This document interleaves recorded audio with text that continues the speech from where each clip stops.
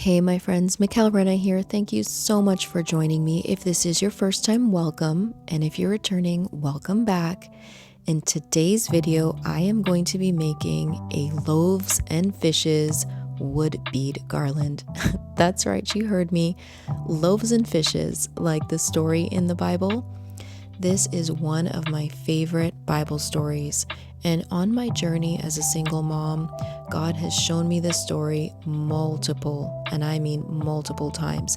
And each time I read it in my Bible, I get a different message. You know, it reminds me of God's goodness, His love, His promise to provide. And what's important too is the little boy who gives, right? I mean, Jesus was able to feed the 5,000 with the gift that the little boy was willing to give. So I love this story for so many reasons. And it really did inspire me to make this garland. I have a few of them around my house and different variations of them. But in this video, I'll be showing you the one that I'm featuring here. I decided to actually make a second one for my entryway. And it just reminds me all the time to be grateful. So I know this is a really quirky craft, but I hope you enjoy. For this video, you will need a wooden cross of your choosing, and I found this one at the Dollar Tree, but you can use any wooden cross that you'd like. I don't know if the Dollar Tree carries these anymore, but I know you can find some at Michael's. You'll also need a mother of pearl button, and I'll just be adding that to my cross. Now, you don't have to add this detail, you can add anything you'd like. You'll need 2 wooden fish, and I found those at the Dollar Tree as well, but again, you can use any wooden fish that you'd like. I've seen some on Amazon and they've been really cool. Not all of them have the same design, but I went with these 2. You'll need some screw eyes, and they'll be going into the mouth of the fish for a really clean look when we thread our beads.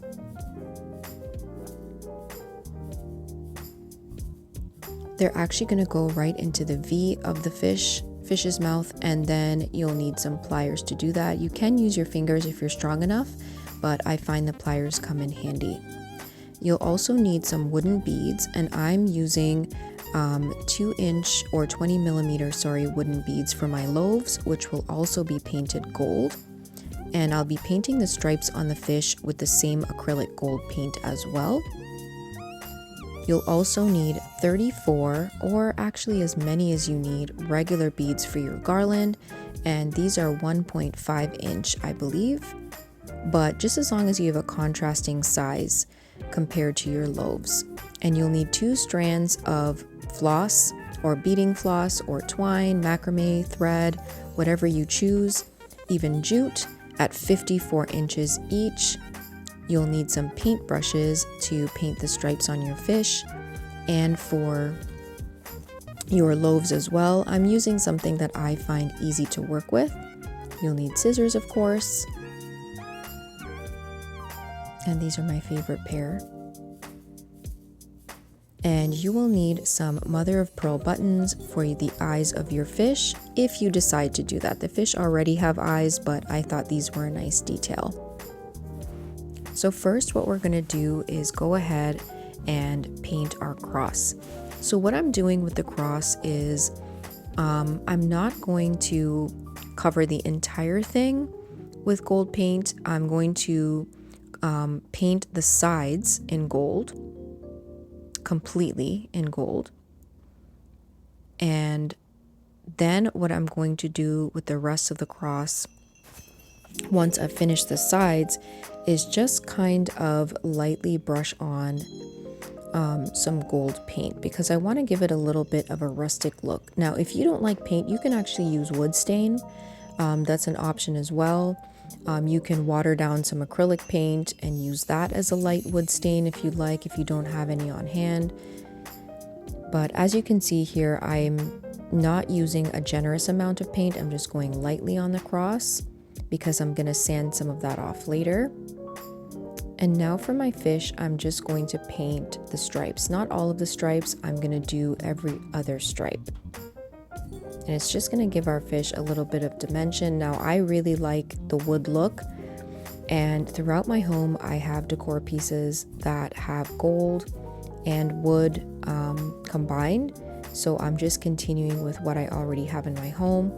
And that's also why I'm continuing with the mother of pearl buttons. If you've seen my other video, you know that I love mother of pearl buttons. I use them a lot in my crafting. Now you're probably thinking, oh my gosh, if we walk into her house, there's just going to be buttons everywhere.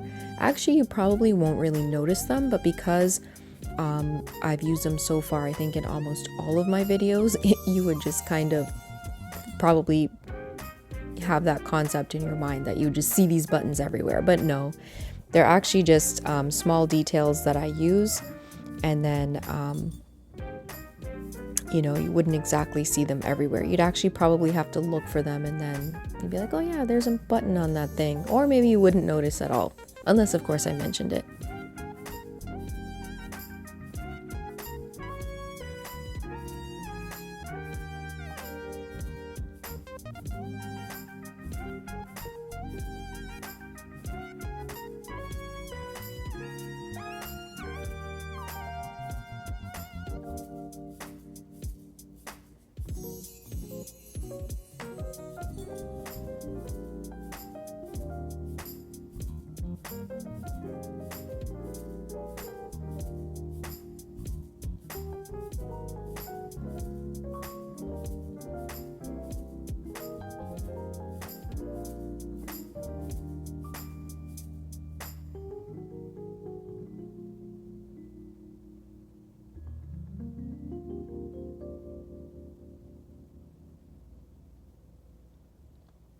Now I'm going to be taking 5 pipe cleaners and my 5 wooden beads that I'll be using for the loaves of bread.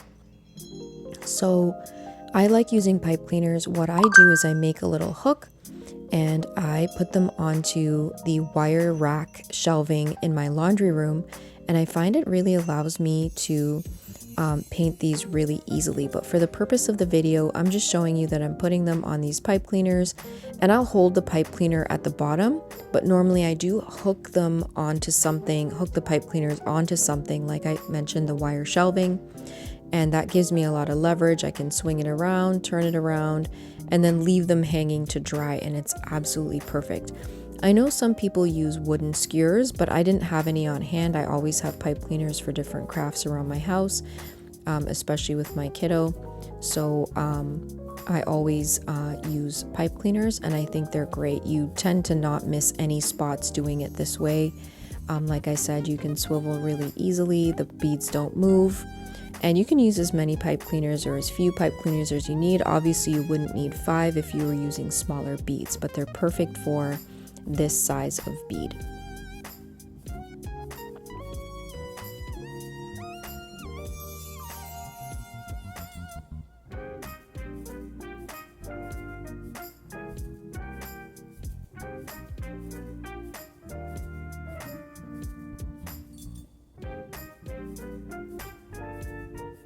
Now, by the time I finished the last bead, I was able to actually put on a second coat of paint, which I went ahead and did right here.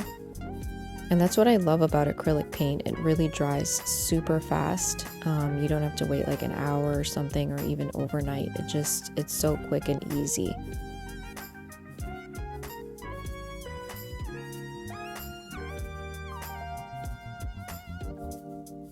And there we go. We're finished painting our loaves. So next here, what I've done is I've just used some butcher's twine, just the black part of the butcher's twine. It was originally black and white wound together, and I just pulled apart the white from the black and then threaded it through my buttons for my fish eyes. I didn't make a knot at the back, otherwise it wouldn't sit flush to the fish eye. And so I just trimmed off the excess and glued it right into place. If you make a knot at the back of your button, you're going to get a bump and it's not going to sit flush. So right here, I'm just making sure that my stitch, my button, the thread is vertical, running up and down, so it looks like a real fish eye. And same thing with the second one. And if you're thread is thick enough, it's not going to move, and of course when you add the glue, it's definitely going to stay in place.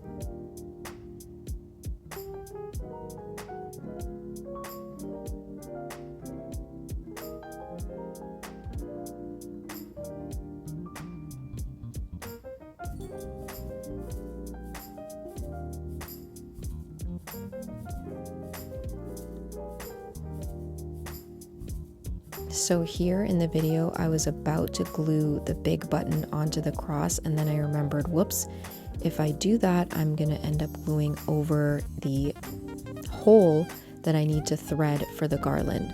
So that's gonna be done at the very end.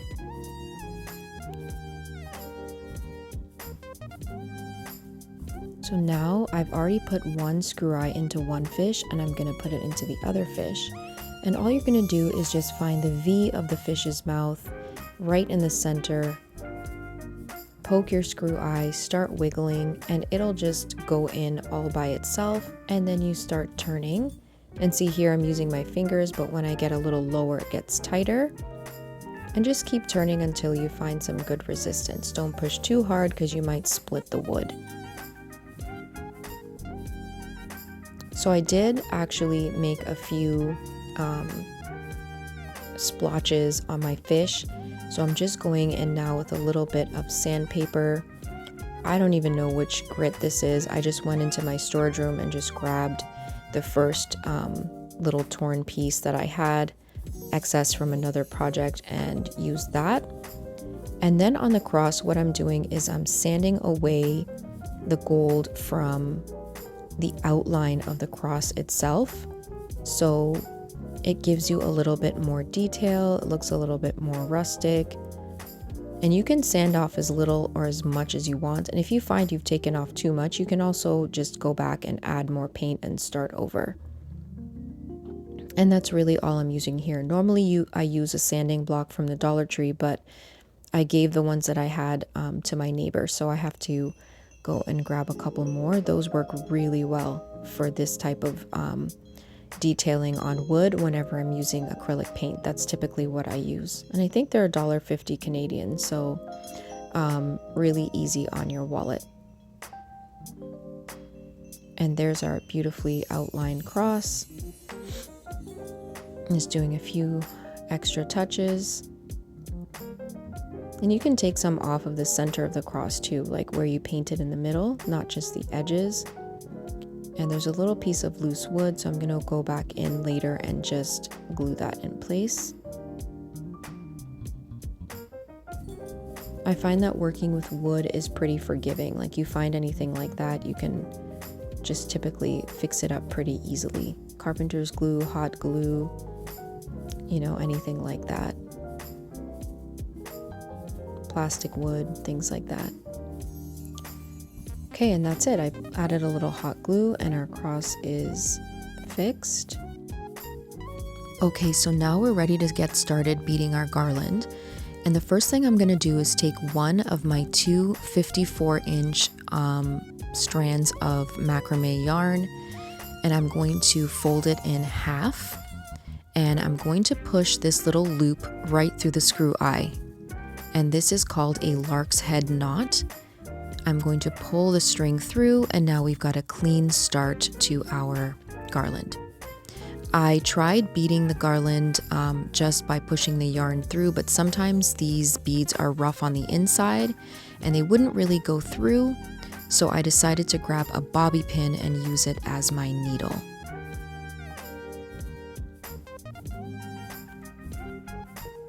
And now we're ready to bead. So I just beaded this according to how I would hang it in my on my coat rack, and so that's why there's a weird number of beads that I'm using. So I did a lark's head knot to bead the fish, and then I added 4 wooden beads. And by doing a lark's head knot at the beginning, it gives you like a clean finish instead of a knot by the fish's mouth, so there's no excess floss dangling or anything like that. It's pretty easy. And so for the second fish, I'm splitting the 2 strands apart. I was messing around with it here. I couldn't remember what I did with my other garland, and now I'm remembering.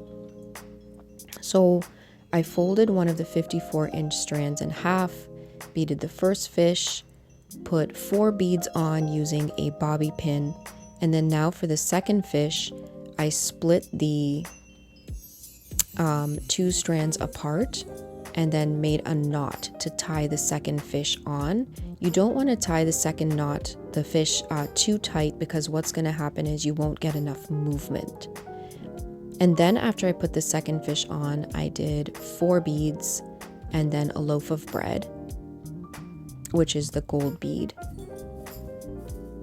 And then here I've got 6 beads and then a loaf of bread.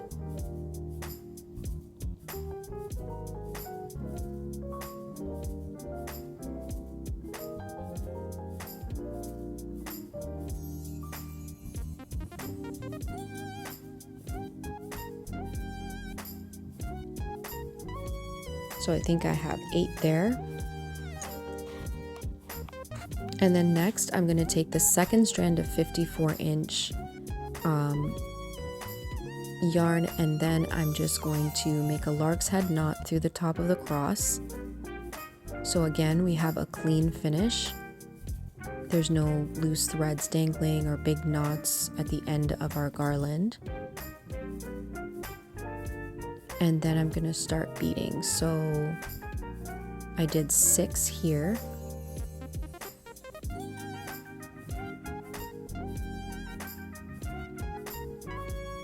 And then a loaf of bread. Then I put 2 on, loaf of bread, 2 more on,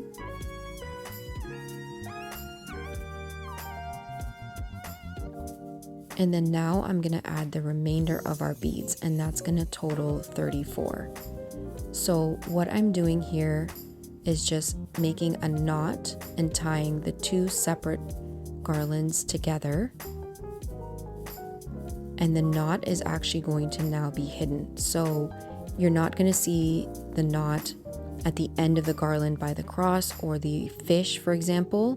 Our knot's going to be hidden inside of these beads. And this is how I typically get a clean tie off for my wood bead garlands. And I'm just going to add a little hot glue to the knot. I do find when I'm using like macrame thread or like cotton twine, sometimes it stretches or gets slippery, so I just don't want that knot to slip out. And then I'm using my bobby pin to poke the end of the strand into the garland itself, the beads, to hide it.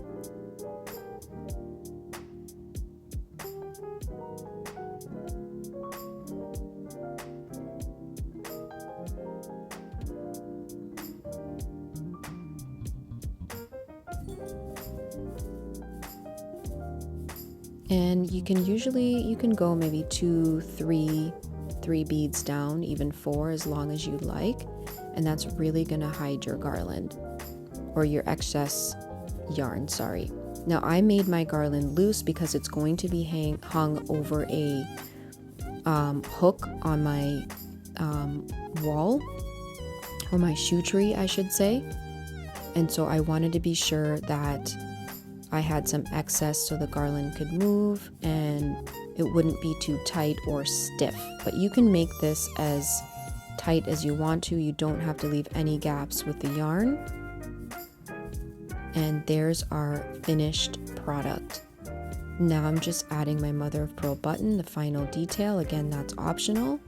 You can put anything you want there, rhinestones, a clay piece, another tiny little cross, the Virgin Mary, maybe something that you've gotten off of a broken rosary, for example, to upcycle something. And there's our garland. There's my Loaves and Fishes garland.